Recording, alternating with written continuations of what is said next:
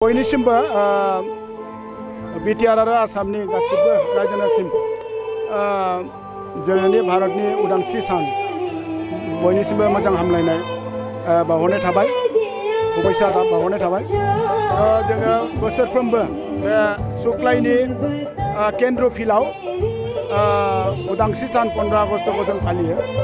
एबारबो गाजा गोमजायै फालिनाय जादों।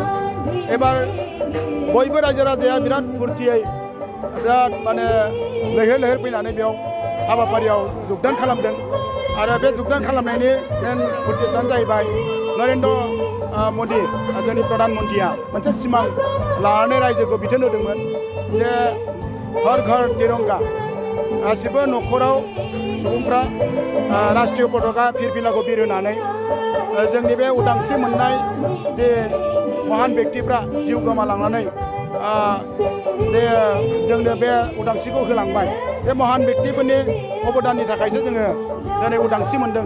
बिथांमोनखौ सन्मान खालामनानै जोङो फिरफिला बिरहोनानै गावनि राष्ट्रीय पताकाखौ बिरहोनानै जों सन्मान खालामनो मोननानै जोंनि रायजो राजाया बिराद गोजोनदों। एबार आंबो बिराद गोजोनदों।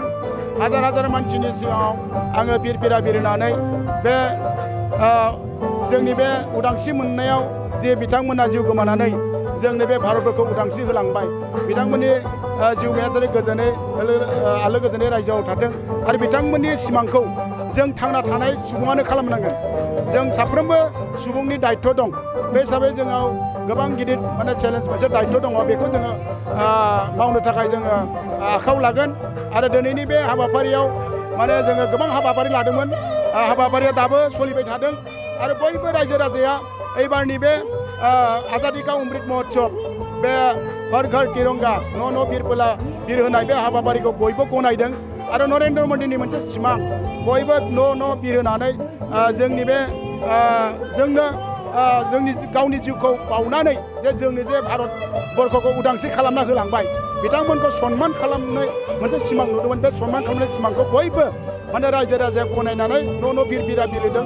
बे बिराद मोजां बाथ्रा आरो बेखौनो आङो रायजो राजाखौ खावलायदों आरो जों इयुनाव जोङो बे जोंनो जिउ गोमालांनाय जे सुबुंफोरनि जे सिमांमोन बिथांमोना जोंनि भारतबर्षखौ मा सानदोंमोन मा सिमांजों बिथांमोना गावनि जिउखौ बावदोंमोन बिथांमोननि सिमांखौ जोङो थांना थानाय सुबुङानो मावनांगोन।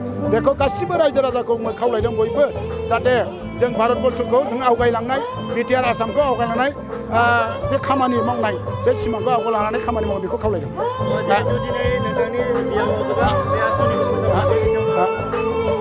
दिनै जोङो मोनसे सासे प्रतिनिधि हिसाबै जोंनि बिटिआर गभर्नमेन्टनिफ्राय गोबां मोनसे रायजोनिसिम मोजां मोजां आसनि जोङो लादों। बे आसनिफोरखौ आं दिनै 15 आगस्त उदांस्रि सानाव आङो रायजो राजाजों फोसावदों। बेवहाय चिफ प्रमद बर' बिथाङा जोंनि बिटिआर सरकारनि बिटिआर प्रधान चिफ सारा मोनसे आसनि मोनसे बिराद मोजां जोंनि रायजो राजानि थाखाय बेयाव फोसावनो थाखाय आंखौ बिथोन होदोंमोन। बेनो जाबाय सिभिल हस्पिटाल।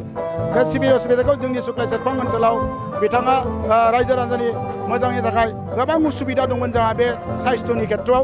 बे साइस्थ'नि खेथ्रआव उसुबिदाखौ चिफ बिथाङा जोंनि बे समस्याखौ समाधान खालामनो मोनसे थांखि लादों। बेनि थाखायनो आं रायजो राजानि जानानै बिटिआर सरकारनि मुरब्बी प्रमद बर' चिफ सारखौ धन्यबाद आरो बेबायदिनो गोबां आसनिनि फोसावनो थाखाय आंखौ बिथोन होबाय। बे हिसाबै आं आसनिखौ दहाय स्पिचनि गेजेराव फोसावदों। नोंथांमोना निस्सय बे भिडिअ रेकर्डआव नोंसोर नुदों।